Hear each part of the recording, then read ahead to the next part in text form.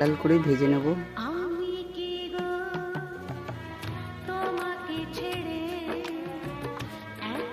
হালকা লাল লাল করে ভেজে নিয়েছি।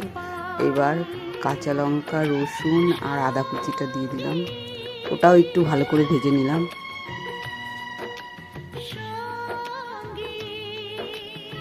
এবার হলুদ, নুন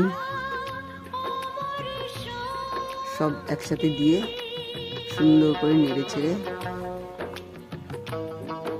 লাল লাল করে ভেজে নিয়েছি। জিরের গুঁড়ো, ধনের গুঁড়ো